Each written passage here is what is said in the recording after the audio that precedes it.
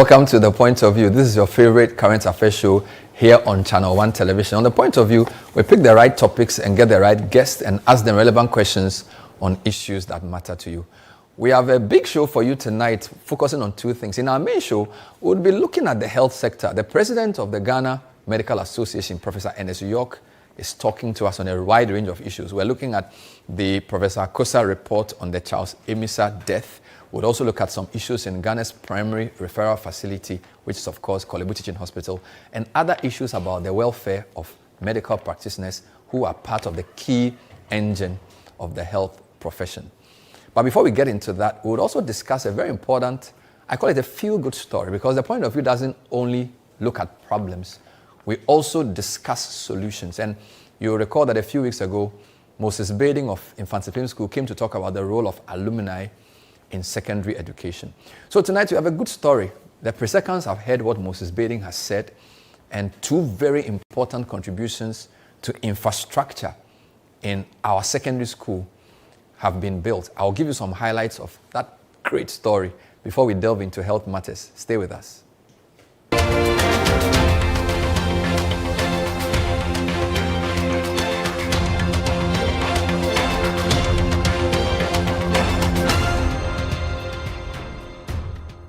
Do you want a healthy smile? Good morning, Raquel. Fresh brewed coffee for you. Oh, thank you, Dr. Maya. Oh, you're welcome.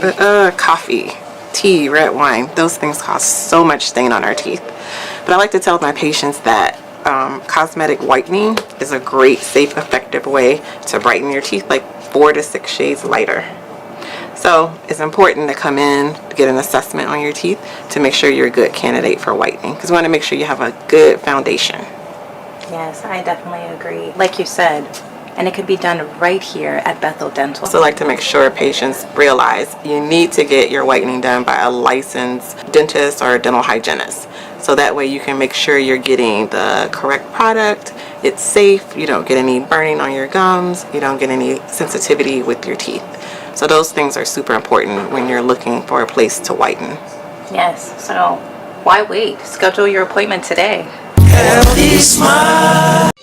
Turn up your sound experience with the We Hear speakers by Lovi. From the sleek We Hear 1 to the powerful We Hear 2. And now the premium We Hear Pro. Fully endorsed by Kylian Mbappe. This is not just a speaker, it's a flexible, high-performance outdoor Bluetooth speaker built to bring your music to life anywhere. With up to 100 watts of music power, you get bold, immersive sound wherever you go. All available in stylish standout colors. Now the good news. From April 20th to May 20th, grab yours at a special discounted price. The We Hear 1 now at 400 Ghana cedis, the We Hear 2 at 900 Ghana cedis, and the premium We Hear Pro now at 3,800 Ghana cedis. Don't miss out. Call 020-195-7739 or pick up at the Atlantic Towers. You can also grab yours at Orange FM Kumasi, Plus FM, or 3 Music TV in Accra. Number 12 of Funya Street at Belengpe. Don't miss out on this special discounted offer. It's the We Hear promo powered by Lovi. We Hear, feel the power, hear the difference.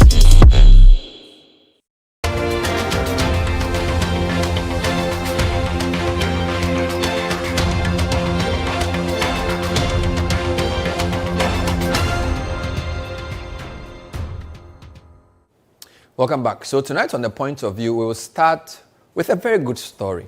We recall the interview with the Ebusiapening of Ghana's first secondary school, Moses Bading.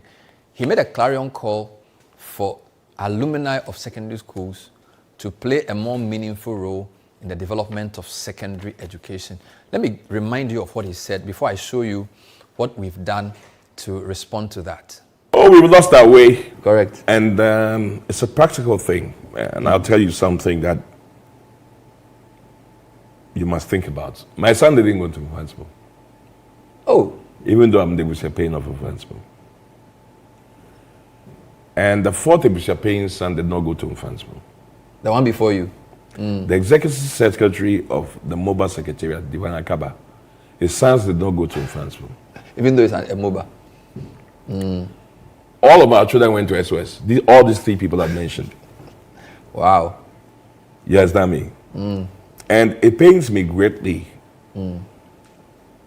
But SOS Better probably offered a better academic education today.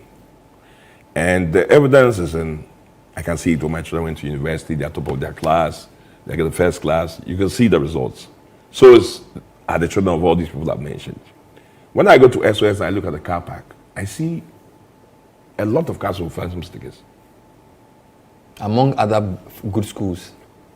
But Mostly, their kids are well, not I in see those- them phantom ones. because that's the one you are open to. So it got me thinking that why would a 150-year-old school with such a rich history and with such great objectives and goals come to the point where it's alumni who can afford to go there, no longer go there, but go to SOS and then donate huge sums of money, not to SOS, but to Phantom.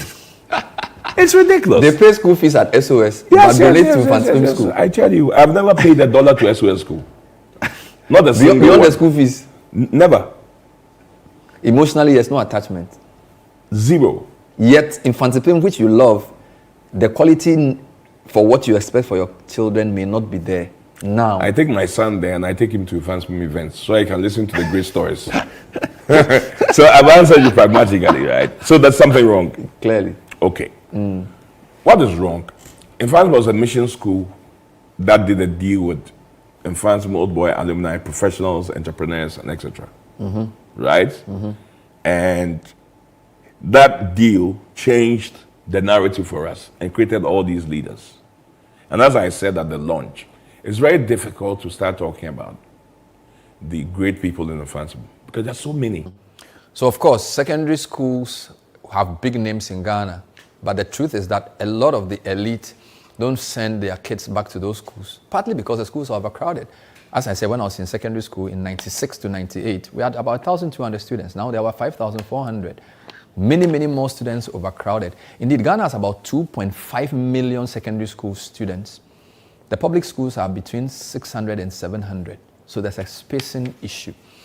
Well, my secondary school, PRESEC, is answering the call. 2 PRESECans have done something significant. In April, Odadia Sam Ado led a group of his housemates from Accra House, House 4, to renovate this house. This house was really deteriorating. I'll show you some photos of how the house used to be before the 1.8 million CD renovation by Sam Ado. The toilets were not looking good. The dormitories. So this is before, right? On your left, you see, I mean, how can students even use such a facility? Look at the beds, all right? And this is the house that has trained some great people. Titus Global was in House 4. Some of our prominent Ghanaian leaders all went to PRESEC. Professor Michael Kwe, Brian A. Champon, Lelit Kwesi Botwe, they all went to PRESEC. I don't know what house Michael Kwe was in. This is not acceptable. And I need to say that this is not unique to PRESEC. There are lots of secondary schools struggling with space for their students, right? So what did Sam Ado do? He led his colleagues from House 4, and I think he finished PRESEC in the mid to late 70s, to renovate the house. Let me show you how the house looks now. Same structure. Check it out. This is Accra House. Looks brand new. And this is less than 2 million cedis. 1.8 million CD renovation. I mean, change the toilets completely, change the sleeping area, enhance the... Look at the showers now. Look, a lot of people will tell you that secondary schools in Ghana, the toilets are not in a good state.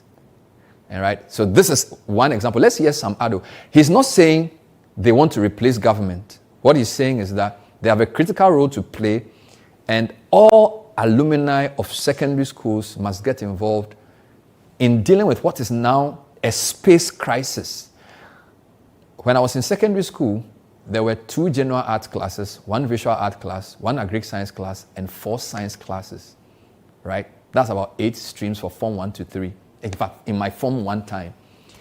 Today, there's over 30 science classes in the same school. So you have Science 1, Science 2, up to Science 30. This is crazy. Here's some Ado talk about why he and his colleagues decided to contribute to renovating House 4. Students, as stakeholders, are a critical piece of the maintenance and running of schools. The government cannot do it all. all students have an emotional stake. For example, this project, we Acrolites slept in this house. We bathed in this house. We had some of our fun memories in this house. And so whereas government is an impartial and impersonal stakeholder, we are personally invested, emotionally invested. So all students are critical, and we should be encouraged, the government should encourage all students to do more and more for their schools.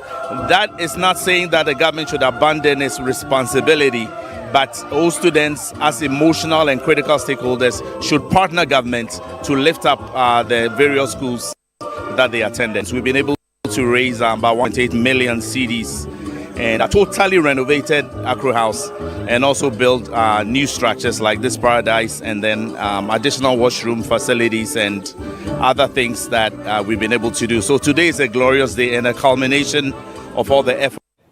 Isn't that beautiful? Look at that. Just 1.8 million CDs. Less than 60 old boys of Accra House doing this fantastic job. And this is not just about PRESEC. You need to go back to your school and do something helpful. Now, to crown it all, so this was in April, our global president and the board chair, or that dear Dr. Ernest Sapong, we call him Special Ice, he turned 60 early May, and he decided that in addition to whatever he would do to celebrate his birthday, he would outdoor a 600-bed facility. So this is house 15. So it will be Sapong House. I mean, this is such a beautiful story. So imagine 600 new students. Don't forget, we have 600,000 people who wrote BEC just last week. Let's assume even 1,500 will go to PRESEC, or even 2,000. 600 of them can be accommodated in this house. Let's check out how it unfolded with Odadie Sapong's 60th birthday for PRESEC. Your vision? To a very special event here at PRESEC Legon. A very special 60th birthday celebration for one of our own, our global president of the Odadie fraternity, with this 600-bed ultra-modern facility that we're about to outdoor.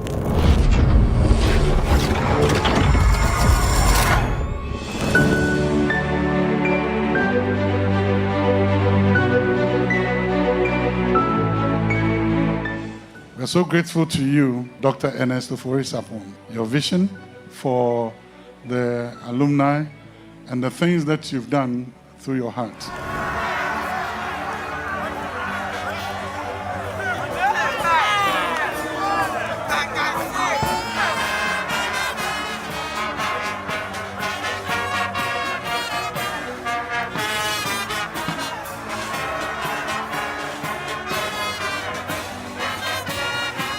I am therefore very happy that we have gathered here this morning to commission an ultra-modern dormitory block which forms part of our roadmap to single track.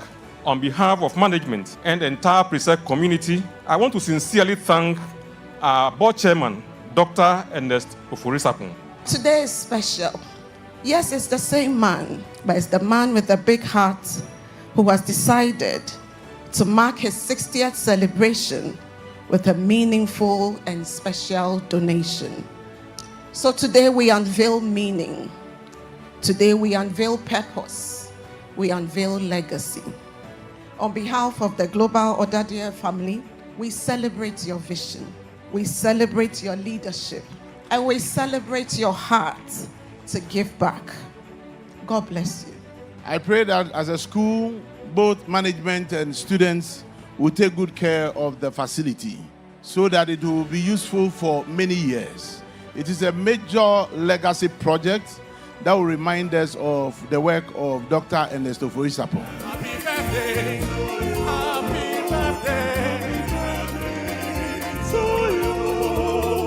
Happy birthday, happy birthday, happy birthday to you.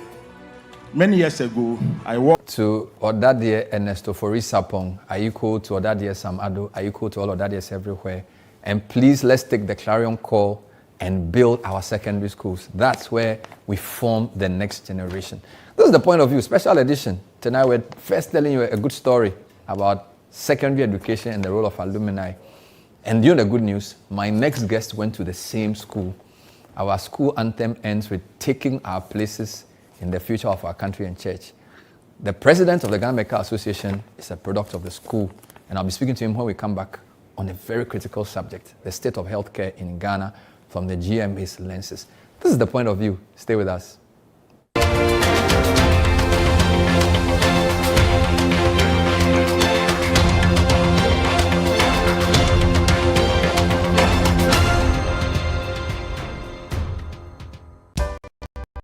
In my line of work, a confident smile is everything. Kale Charcoal Toothpaste keeps me on top of my game and ensures my smile is always radiant and bright. With the tiring nature of my job, we spend several hours under the scorching sun. To keep our teeth white and our breath fresh all the time, we use none other than Kale Charcoal Toothpaste. Kale Charcoal Toothpaste. You're on a Kessie and in a kit one. Samayo kendini ehu behia se metwa sapapadia to ama me manfo Kale Charcoal's natural ingredients eno ene bom se ho ban e ma ne sren ne sanso mama hotoso e wo bedwam. Kale Charcoal Toothpaste. Choose Kale Charcoal Toothpaste for anti-cavity, whiter teeth and fresher breath all day. Available in 80 gram and 150 gram. Grab yours today. Kale, happy smile.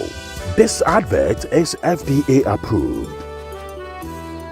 Hello CEOs, Ghana's foremost business platform marks 10 years of leadership impact. Join the 10th Ghana CEO Summit and Expo on Thursday, 28th May 2026 from 9 a.m. to 5 p.m. at the Kempinski Hotel Accra. The summit is themed accelerating Ghana's economic transformation, driving bold reforms through leadership, technology, and industrialization. Tagline, from vision to action. His Excellency John Dramani Mahama, President of the Republic of Ghana, will attend as special guest of honor and officially launch the CEO Government Compact 2026. Highlights include presidential CEO dialogue, masterclasses, panels, brand expo, CEO profiles, networking, and the Ghana CEO Excellence Gala. Registered now at GhanaCEOSummit.com. Call 054-639-1970 or email info@GhanaCEOSummit.com. Powered by CEO Network Ghana in partnership with Deloitte, PwC, EY, GIPC, SIGA, University of Ghana, Media General, and the Multimedia Group. The 10th Ghana CEO Summit and Expo. A decade of leadership impact. T&C supply. Launching BSc Development Economics at the Ghana Christian University College. Study a job-ready university program, BSc Development Economics at the Ghana Christian University College. Job is ready for graduates who possess degrees and certificates in BSc Development Economics, professional certificate in Theoeconomy, certificate in Theoeconomy with business. Enroll at the Department of Theology and Economics at the Ghana Christian University College, Amrahia, Adenta Dodua Road, Accra. Full bursary is available for BSc Development Economics graduates to study master's program at the State University in South Africa. Enroll now. Take advantage of this opportunity to join elite professionals in economics. Call 0557-351-090 or 0575-633-307 or 030-296-0542. WhatsApp us on 0557-351-090 or you can get in touch online on www.theoeconomy.edu.gh. Powered by the Center for Theology and Economics, CTEC.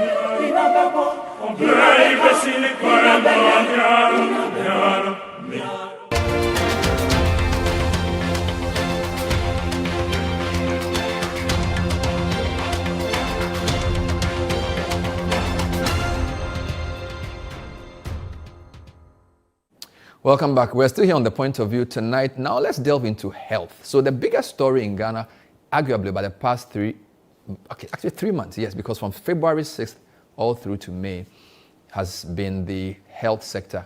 Many things are happening in the sector. Earlier today, there was a press conference on Mahama Cares in the Government Accountability Series.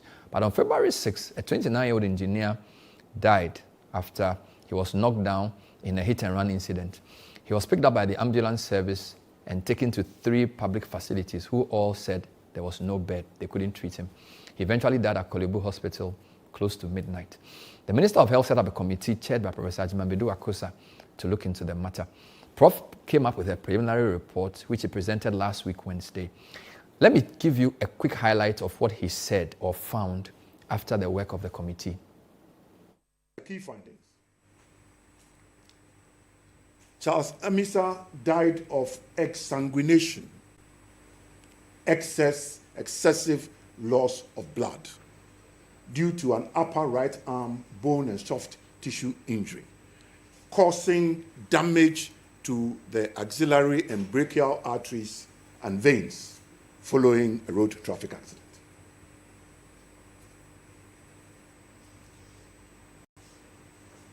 Death of Charles Amisa could have been avoided by medical intervention at the police hospital, the Greater Accra Regional Hospital, or Kolebu Teaching Hospital. If the ambulance crew had applied compression on the laceration and packed the deep wound prior to transportation, they could have stopped the bleeding. They could also have administered intravenous fluids in the ambulance whilst moving. That would have restored the blood volume. And if in the hospitals they had either given intravenous fluids or whole blood, either in police, the Greater Accra Regional Hospital, or Kolebu Teaching Hospital, they would have maintained life. Now, there were key findings related to the National Ambulance Service. We discovered that there was lack of documentation of critical vital signs of the patient. When they got there, they were able to take the blood pressure, they were able to take the SpO2, that's the oxygen content in the blood. But beyond that, there was very little that they could do. In Kolebu Teaching Hospital, ambulance arrived at the hospital with the patient alive. Hospital failed to triage the patient and initiate stabilizing interventions. Ambulance crew was redirected to from Kolebu Teaching Hospital to UGMC, but they refused. Patient died in the ambulance in about 70 minutes while in hospital. So that was Professor Ajimamedu Akosa, and I think the big headline there was, he said, Charles Amisa died from medical negligence. There are people who have various views on this. Let me start the conversation with Professor Ernest Yorke, President of Ghana Medical Association, an endocrinologist, fellow of the Ghana College of Physicians and Surgeons, fellow of the West African College as well. When we say an endocrinologist, what is that? Thank you, Bernard. But before I proceed, I think I want to add my voice to your call for old students of various secondary schools to look back, go back and see what they can do. It's not been easy. I mean, you recounted your story whilst we were there, and I finished a few years before you did. And you go back and things have deteriorated. Yeah. And as you said, the government cannot do it all, so there are many more Dr. Ofori-Sapon around who can do even more than he has done. Somebody asked me, and we grow Nisika Wahi. Yes, but he decided to, do what he's done because he believed in that cause, and it is the proper thing to do. And I dare say that there are many more of such kind who can channel their resources in this positive way for the benefit of our young ones and the future generation. What house were you in, by the way? R1. House 1, okay. They are the house closest to the dining hall, so they get to the dining hall very early. I was in house 3, by the way. So you're an endocrinologist. Yes. So what is that? Endocrinologist is a specialist whose area, specialty is hormones and glands. So when you are sick, you find that sometimes if you get a sore throat, you may find some glands, swelling. But we look at glands that produce hormones. So the pancreas produces a hormone called insulin, which is very important for glucose control, sugar control. You have a pituitary gland in the brain that is a master gland. You have the thyroid here. I'm sure you've seen people with big necks. When it's overworking sometimes or disease, it can, So we are specialists in that area, and we treat with medications. And occasionally we prefer proper surgery for persons who need removal.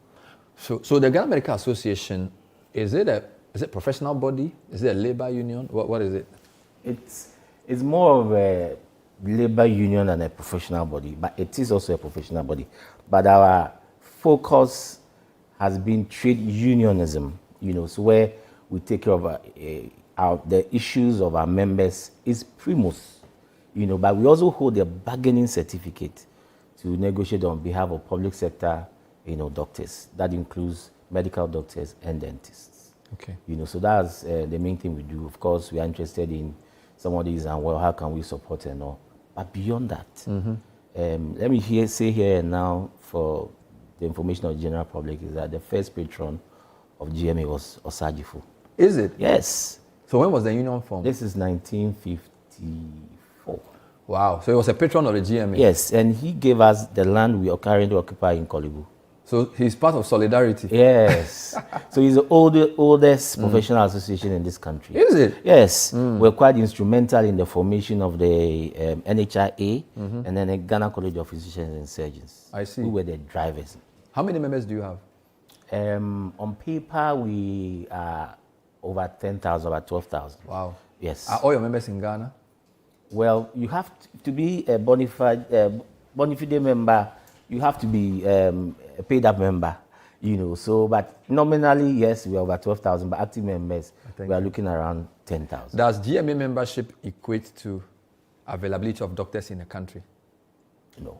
So there are people who are outside the association, mainly some of our colleagues in the private sector and those in management and, the politicians and all that. So you don't need to be, so you can be a nominal member, not a paid up member? Yes. However, so let's clarify it. To be a certified doctor, bona fide doctor to see patients, you have to be registered with Medical and Dental Council. That is a regulatory So they will body. have the number of doctors? Absolutely. But there's somebody who's in a private facility who may not be a member of GMA? Yes, but if he is practicing, they have to hold a valid license. From Medical and Dental Council? Correct. But if he's working in the public sector, it's very likely he will be a member of GMA. Because Very these likely. are the doctors employed by government. Very likely. So there are about 10,000 doctors on government payroll. In good standing, sure. Interesting. Let's deal with ACOSA, but I feel like we'll have to discuss other broad issues. Sure. For example, this 10,000 members, I feel like Greater Accra would have about 50, 60%? Yes, we do give or take about 50%. And Ashanti will have? Yeah, give or take 30. So 80% too? Yes. So if you take Western and add that, you're probably like 90%. So certain sector, we're probably 90. Wow. Yes. So the health minister said to us that when he took over, he realized that there were some regions with less than 5 doctors. I think it was OT, Western North, Upper East, Upper West. It's changed. The story has changed for the better, recently. Okay. When the number of doctors being produced in country and those that are trained outside and coming back, we've gone up significantly. So there's been some push to send them to the periphery. But of course, I'm sure later when we expand the conversation, look at why we are not achieving that goal. Okay. But in the past, you've had situations where the district will have only one doctor. He's an administrator, he's a surgeon, he's everything. Wow. And that will mean that he's on duty 24 hours. Okay. And you can imagine the impact on the health of the community that they serve. When Charles Emisa died, you people issued a series of statements prior to even the committee's work, and you dealt with systemic issues, calling for calm. What was your reaction to what was put out last Wednesday? So I appeared before the committee as a representative of the Ghana Medical Association. We were those here actually prepared for us to make our points and to also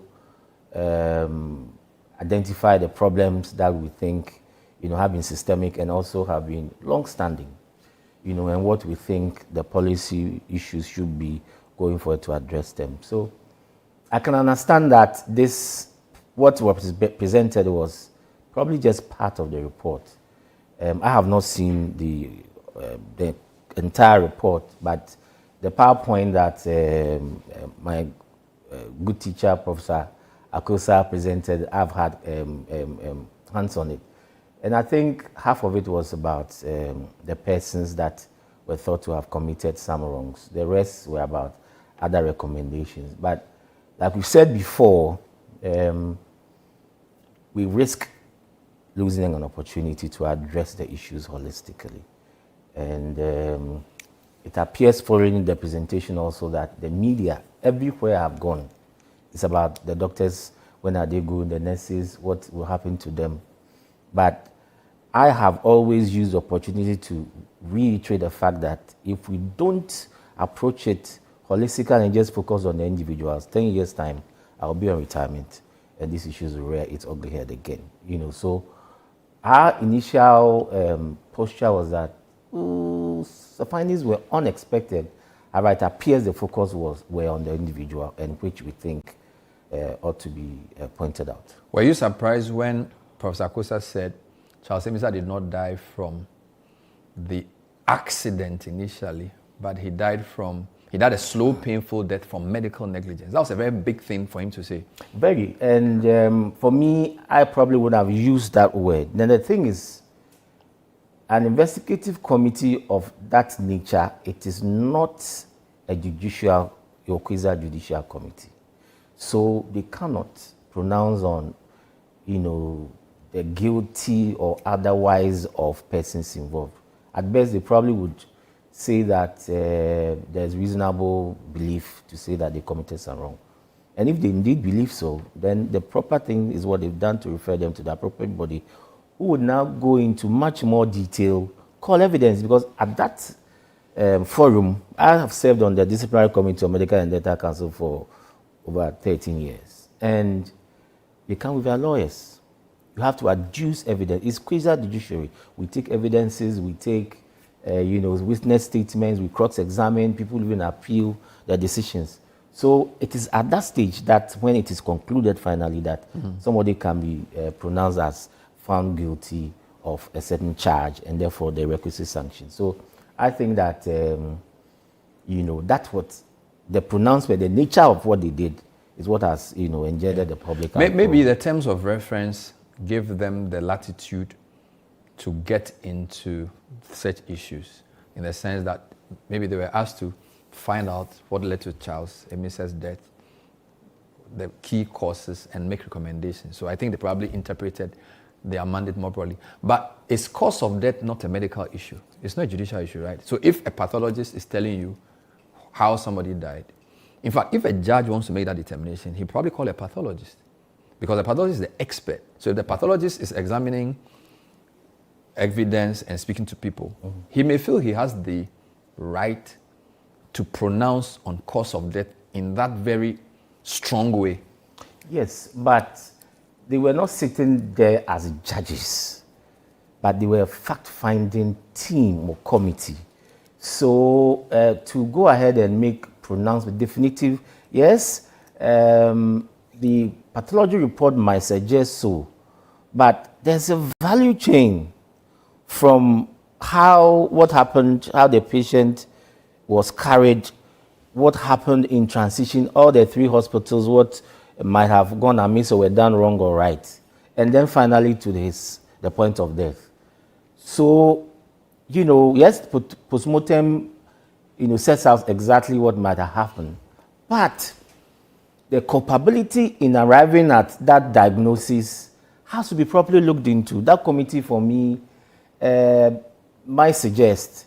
But then when you now subject it to a proper judicial or quasi-judicial or disciplinary inquiry, the proof is stricter. Fair enough. But you notice, as you rightly said, they've been referred to, quote unquote, the appropriate hospital or institutional bodies who may then institute a quasi-judicial process, so the Medical and Dental Council.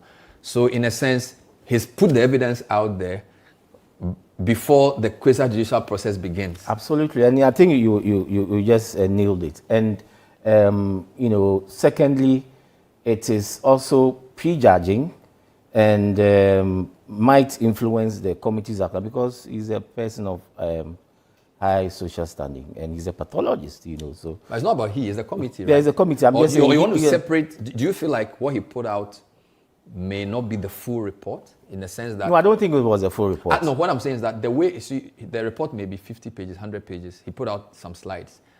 So is it your view that maybe that was his interpretation of the full report? Because the committee had about 7 members, including different people.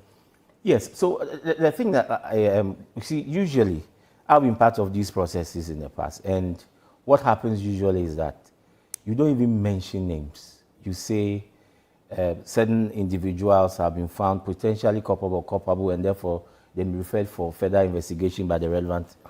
So what you risk doing, if the approach that we did, was that you tag the people. So next time, even when one, they may be found not guilty, and even if they do and they've served their sanctions in the camp, patients may be reluctant to go seeing them. Maybe they would have cured or purged themselves of the wrongdoing. And so usually it is not done when names are, out of the 15 recommendations, about 8 or 9 were about the people. Yeah. Meanwhile, there are wider systemic issues that ought to also have captured our attention. But I'm just saying that the big report may not have, didn't include that, but the manner of the presentation have shaped the public discussion, and the focus is on the individuals. Fair enough. We as an association have elected to support them. I'm not saying nobody is guilty, but we have enlisted the support of psychologists or psychiatrists to support them through the process. We are giving them the legal support as well. And then we police the process to make sure that it is fair and it is equitable and it is just. All right. I just wanted to ask you around the public outrage, whether you feel that could have contributed to the way the findings were communicated. Because we've had vox pops of people, I mean, when the Charles Emisa issue happened, people did vox pops and people were very upset. And then there's another Abigail lady at the Kasua Mother and Child. And there's a lot of public anger about how health professionals seem callous and insensitive. As an association, forgetting about the committee's report, do you hear the people when they say, indeed you heard the report we played during the Odadia program, and the woman said, they've killed my daughter. So there's a strong feeling in the public that the health professionals are just, they don't care. Well, I think that if you offer service, your greatest asset in improving your service is feedback. And we value feedback wherever it's coming from, either through the general public, our patients, or even our employers. It's unfortunate that sometimes the public feel this way, and sometimes rightly so. But I know, and I'm a teacher myself, and we teach medical ethics in school. At the time of graduation, through the induction process, we teach them. There's almost every quarter continuous professional development activities that we do for our members. And so we expect, and that's an expectation, that they would apply these principles. Of course, there are bad nuts everywhere you go. But I'll just use the opportunity to tell our members, not just doctors, but health professionals, to say that this is the feedback sometimes we get. So I know there are challenges where we find ourselves, but those challenging circumstances, let's do our best. Sometimes it's just about the communication, Bernard. I have received calls from many relatives. You've been there for 3 days, nothing has happened. I said, no, it can never happen in Kolebu. We have 24-hour cover of doctors, and even the least you find is the most junior doctor. So have you spoken to the doctors? And then I'll go there and find out that there's an engagement, but it is not personal enough, so they don't appreciate what we're doing. So I think our approach must also change and lead the patients and relatives into what we're doing so that they can appreciate what we do. Yes, if there are challenges, one, the duty of a doctor, if you have a challenge, is to document, tell your superior, number 2, and call for help. But if you raise your hands, your arms up, and then give up, and then don't do what's expected of you, that is where the challenges would happen. But that's one side. The flip side is that the genuine challenges that we face, we call on the relevant authorities, the government, the ministry, to help us. They are physical in nature, infrastructure challenges, systemic. We'll deal with those when we come back. You. This is the point of view. Tonight we're speaking to the president of the Ghana Medical Association, Professor Ernest Yorke, responding to some of the issues in the Charles Emisa report. We'll also speak about some health challenges generally within the sector. Stay with us.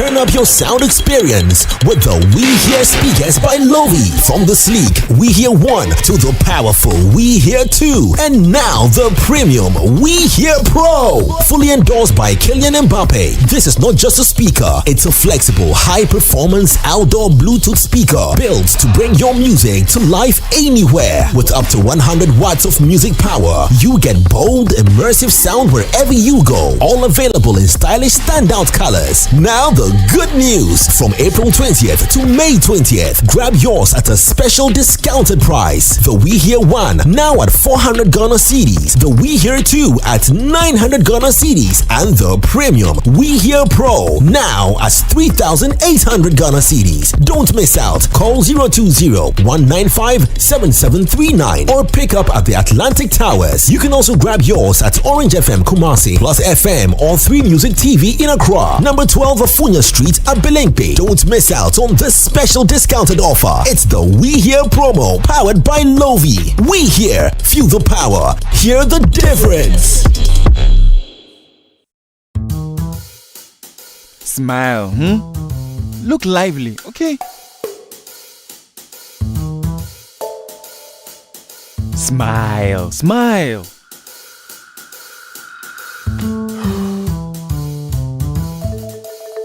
Is the money too small?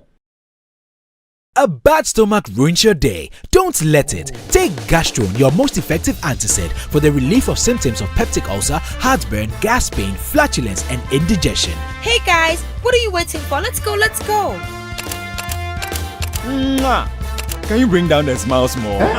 Gastron, effective relief from stomach discomfort. Manufactured and distributed by Ernest Chemist Limited. This advertisement has been vetted and approved by the FDA.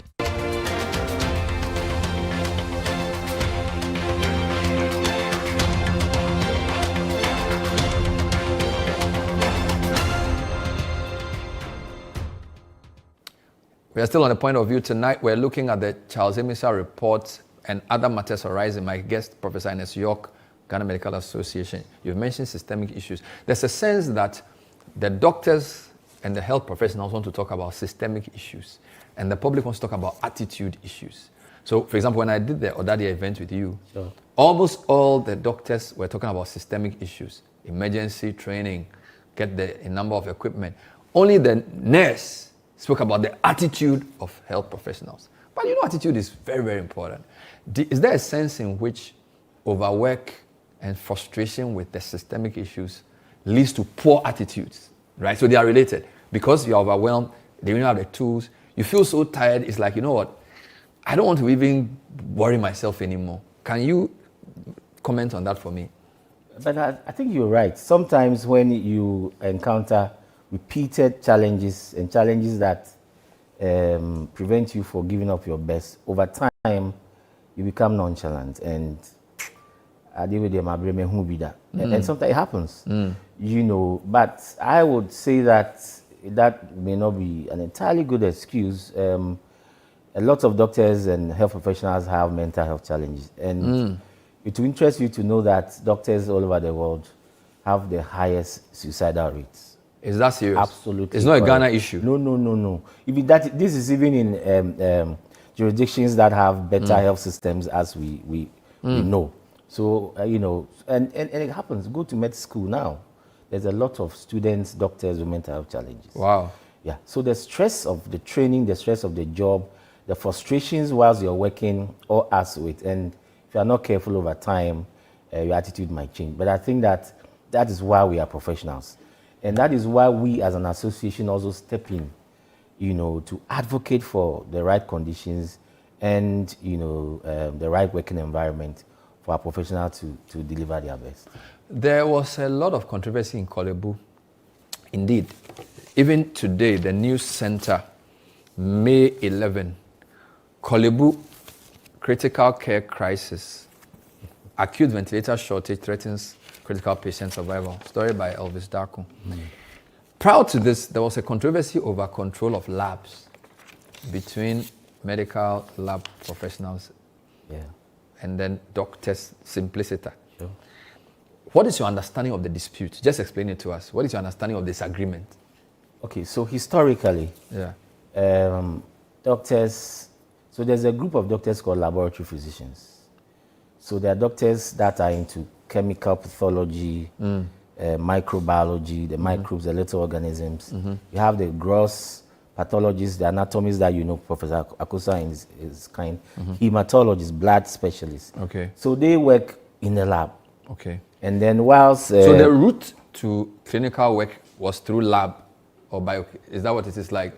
They may not have done regular medical training. No, so they have basic medical degree, but at their specialization stage, they do laboratory medicine. So they are laboratory physicians or laboratory specialists. Wonderful. And they work in the lab space as well. Now, of course, you cannot cut the wood, you know, putting it simply, the little mundane stuff, you couldn't. And therefore, they train these technicians to help them.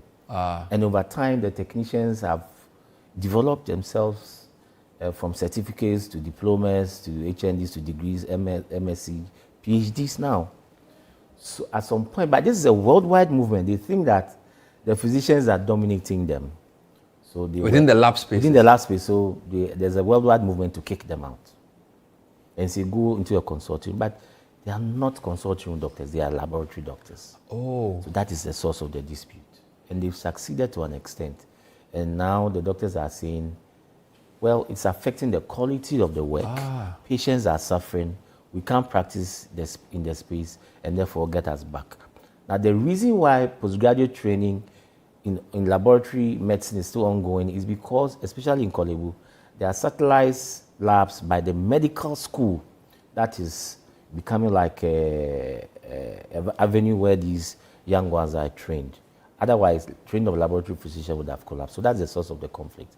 And so if I get this right, Korle Bu prefers physicians with specialized training in lab medicine to interpret the lab data and to make more informed clinical decisions. So I think that is the best practice. If you take laboratory results from one of these foreign reputable ones that are in country, I don't want to do advert for anybody, you can see that it is co-signed by a doctor.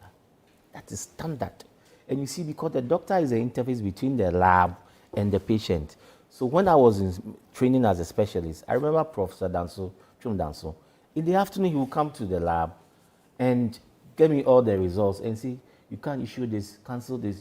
Before they will go and print and issue them out. Now that you don't get it anymore. There are specialized tests like bone marrow. If you have, it's only a doctor, a laboratory physician that can interpret whether you have a cancer or not from looking into the bone marrow. A technician or laboratory scientist can't do it. Because even the need to do the test would have come from a doctor. Absolutely. So if a doctor is in there, he would know what his colleague is looking for and present the data in a way that can be interpreted. So that is what is missing. But I'm happy that the ministry has set up a committee. We attended last weekend. They are going to go into it again. But I just hope and pray. But is there a route a person who trains as a lab technician can use to become a physician? No, you can't. You have to go back to med school. I get it. But luckily, there is a secondary pathway where if you have a degree in any sciences, like biochem, you can come and do 4 years. I get it. But if you are a physician with lab training, they are preferred to head these institutions. That's what it's... Yeah, elsewhere they are the heads. Okay. Yes. So with this impasse, the committee is going to look into it to make a decision. Yeah, but I just hope that one, they do it timelessly and be fair and, make sure that they stick to best practices across the... Do we have a lot of physicians with this lab training? Plenty. Noguchi was one of them. Oh. Yes, Professor Akosa is one of them. Ah. He's a cytologist. They look at cells, and so they are doctors, but also lab guys. Yes, lab scientists. And you can't say that they should leave the lab. It's no brainer. And you're saying it's a global issue. It is. Look.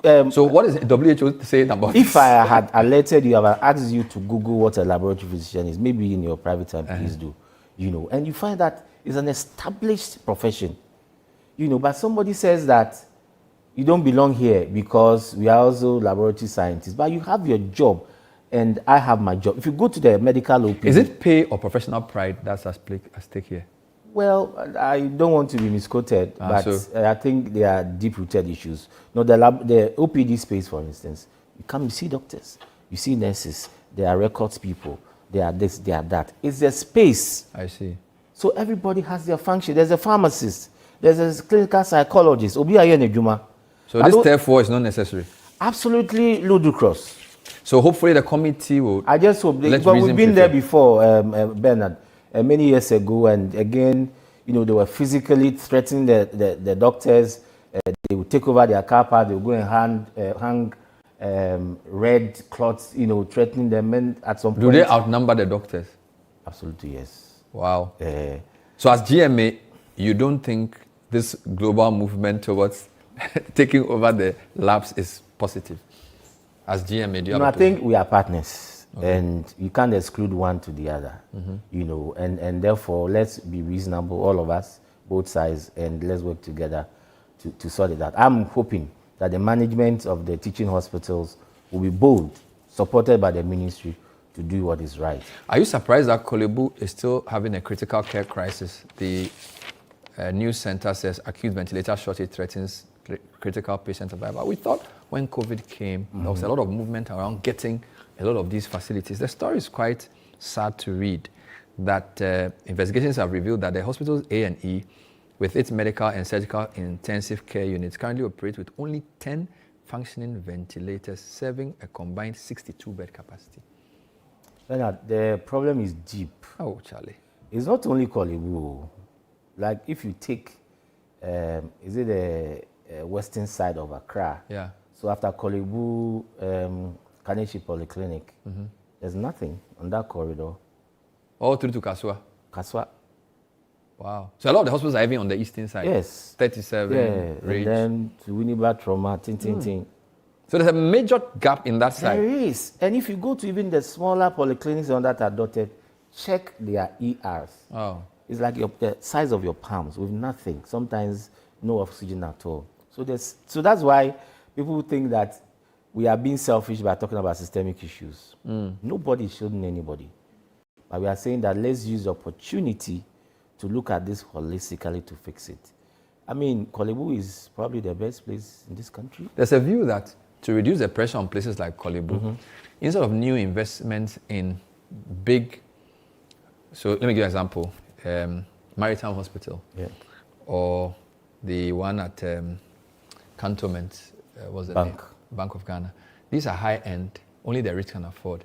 If we spent money raising the level of polyclinics, it would reduce the pressure on UGMC and Kolebu and 37 and spread the load better.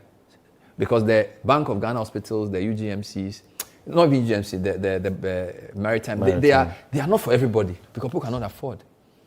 Yeah, but we need an audit, you see, and the holistic plan to be able to fix it so that we identify areas that need fixing in terms of emergency care, right? And zone the country and say that this is what we're going to do and channel some resources to be able to meet those needs. But I won't say that we have too many hospitals. No, I can agree about some of the concentration, but they're still being patronized. So my point is like the ratio, because a lot of wealthy people will get into these big hospitals. So if you want to spend more, let's deal with the bottom more. So that, because if somebody is being rushed from Kaswa, from mother and child to Kolebu, he may not meet any serious facility until Kolebu. So you need to strengthen some of the hospitals on the corridor, which may not be high-level hospitals. I agree with you, and I'm happy about what the Mahama Care, is doing and trying to open up and improve the infrastructure. This is even the western corridor of Accra, Kumasi and Tamale. We haven't even spoken about OT, Western North. We haven't spoken about Volta. So there's disproportionate distribution of health professionals. There's disproportionate distribution of requisite infrastructure. And of course, people are also ill remunerated. And it adds to everything that we are seeing. But I say that in adversity sometimes becomes an opportunity. And unfortunate as it is of Charles Emise's death, I hope and pray that we'll use the opportunity to fix the issues holistically. One of the things I will call for, which happily I saw in the report, is this emergency tracking system that I spoke about during that year conversation. I think it's one of the game changers. Emergency tracking system? Yes, so that once somebody, they pick Emisa, why Kolebu? Why couldn't it be another small hospital there? And therefore, before you move, you know where you are going, and they are prepared seeing you and all that, you know. So it is good. And I know the ministry is doing something about it, and let's move quite quickly with that to be able to do that. But my last comment is capacity building, which I'll reiterate, that with the health professionals, and I saw that in the report as well, that we have to make basic life support training mandatory for all health professionals, and advanced career life support and advanced trauma life support training for some emergency care physicians and some selected doctors, so that it becomes second nature. When it happens, you are not going to fidget and scratch on what to do. So at the point of need, you are able to deliver care. And as an association, Ghana Medical Association, we will support any move by any regulatory body to make sure that the capacity of doctors and health professionals are improved. Odadie Professor Ernest Yorke is the president of the Ghana Medical Association. Thank you for talking to us. Keep up the good work. Thank you. And we've been talking health in a large part of the program. Earlier on, we spoke about education, why we must support our alma mater secondary schools. Thanks for watching tonight's edition of The Point of View. We'll see you next time. Bye-bye.